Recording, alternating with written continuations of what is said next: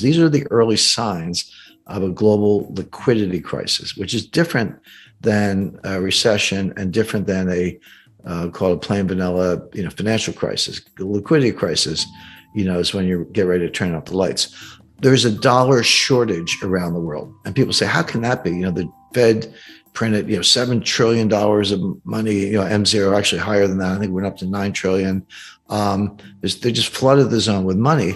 And the answer is yes and no. Yes, they did print, over $7 trillion of base money, so-called M0. But that money didn't go anywhere. How does the Fed print money?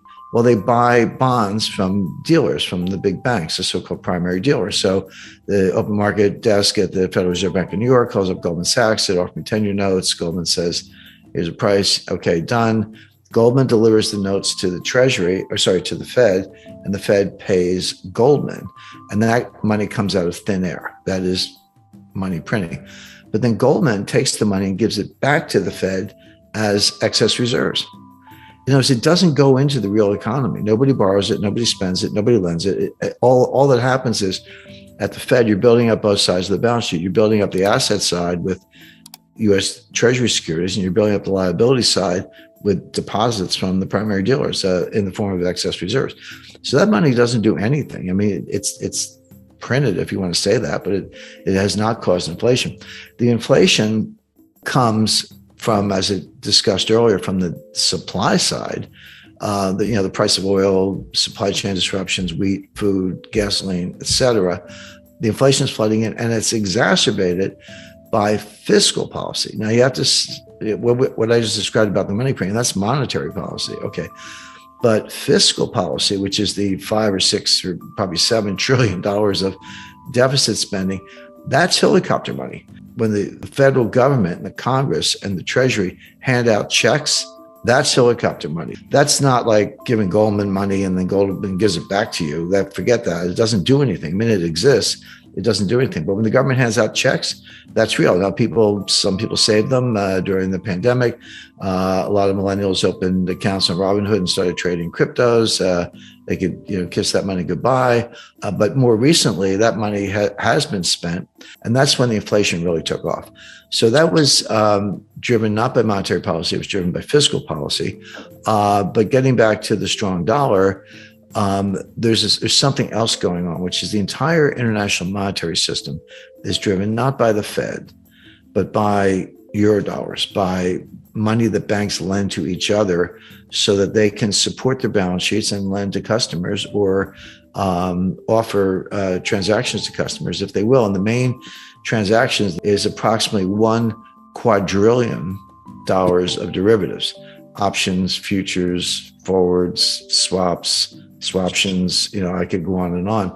All of that, almost all of it, has to be backed up by collateral. I could say, if I'm a hedge fund and you're Morgan Stanley and I call you up and say, Edison, I want a $5 billion total return equity swap, which is basically a derivative basket of stocks, and I can buy and sell stocks all day long up to 5 billion, but it'll be notional. You'll pay me the profit or loss and dividends, but I don't actually own the stocks.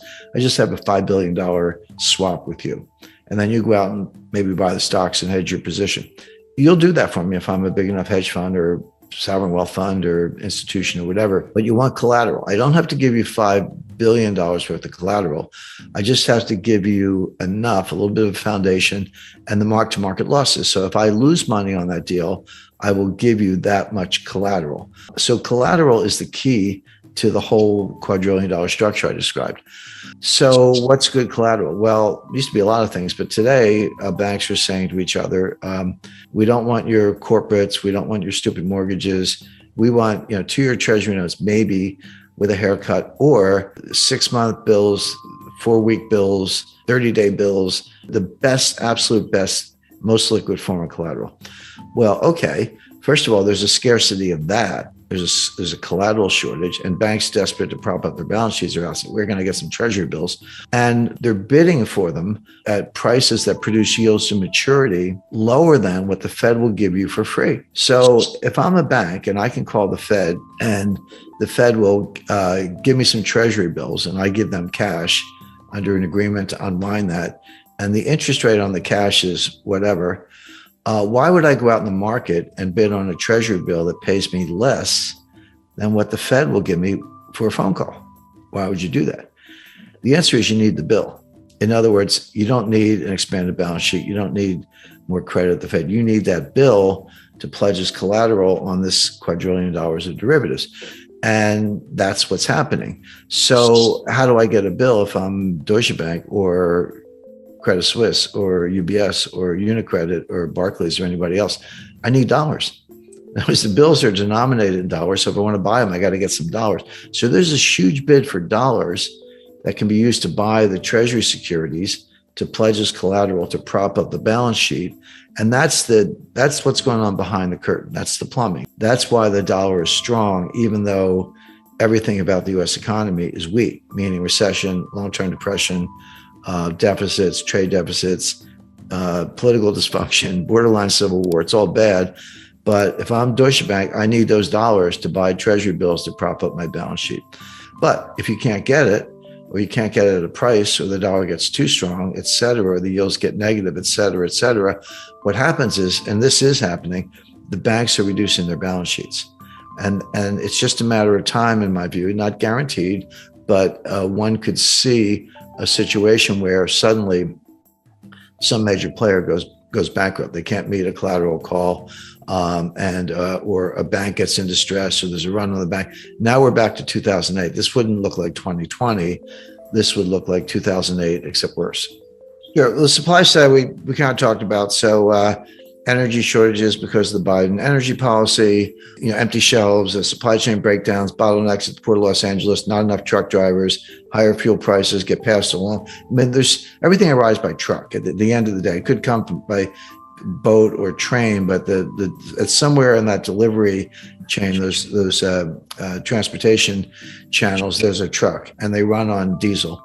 And when the price of diesel goes up, the price of everything in the truck goes up, because you got to factor the delivery costs into the cost at the counter. So that's kind of what's going on from the supply side. Demand side inflation, what's called demand pull inflation, is mostly psychological. In those consumers get it in their heads that prices are going up for whatever reason. Maybe they actually are going up and they extrapolate from that, or they have other reasons for believing that. And so what they do is they pull demand forward. And I lived through this in the 70s. This was what was happening in the 1970s.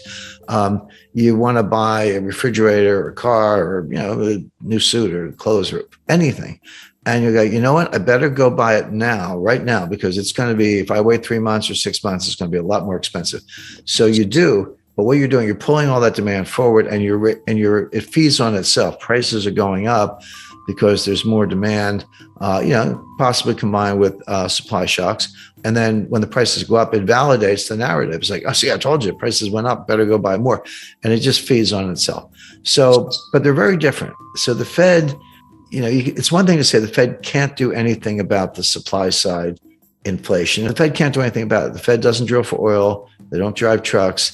They don't pilot ships, and they don't work farm equipment. They can't do anything about it. They can do something about the demand side, which is destroying demand. So now we're in a situation, by the way, we're not all the way to demand pull inflation yet. In the 70s, it also started on the supply side with the Arab oil embargo in 1973. Then there was a second embargo in 1979 from the Iranians. So those supply shocks did tip over into the demand side, and then it just has a life of its own. We're not at that point yet. We're getting dangerously close. We definitely have it from the supply side. It hasn't yet affected the consumer side of it. In fact, consumers are pulling in their horns. I mean, they say the cure for higher oil prices is higher oil prices. In other words, if the price goes up, people will drive less. Or if you lost your job, you might not be driving at all. So there's another way for those prices to come down, which is the high prices themselves destroy demand by themselves. And then that results in lower prices. And that is happening. We have seen inflation come down a little bit. I know it was higher than a lot of people expected beginning in the middle of last year, but they are starting to come down a little bit right now. But the demand side of it has not yet caught fire. But there is something else the Fed can do.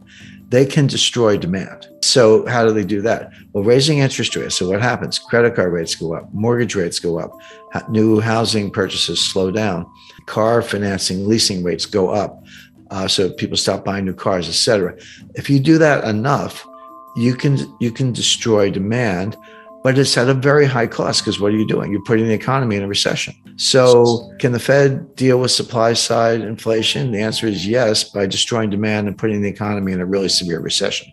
So nice job, Fed. That's between a rock and a hard place. Let it go. And it'll take a long time to fix the supply side, or crush demand so much that it fixes itself, but at a very high cost. And the Fed is doing the latter. It's a very, very imperfect, blunt instrument, but they are destroying demand. Now, so here's the policy question. Does the Fed know what they're doing? The answer is always no. They never know what they're doing. They pretend they do. They say they do, but they don't really. Do they understand what I just said? Not really. So what are they going to do? They're going to keep raising rates because they got to crush inflation. And that's what Volcker did. Leave aside whether that was really the problem, but that's what he did. So Powell is going to keep raising rates, and they may raise them 75 basis points in September, again in November, again in December, into 2023. And you're like, wait a second, Jim, you said we're in a recession and unemployment is going to start to go up and there's demand destruction because of higher interest rates. And that may result in declines in housing prices. The inflation may cool off. So why is the Fed raising rates into weakness? And the answer is because they don't get it. They're always the last to know. And they're very political. Don't let anyone tell you the Fed's not political. So here we have the situation where the inflation is coming from the supply side. Fed can't do much about it. They can destroy demand, but that'll throw us into a recession. So why are you raising rates into what may be both a coming recession and a global liquidity crisis, which we just talked about? The answer is that's crazy. You shouldn't do it, but it's the Fed and they probably will.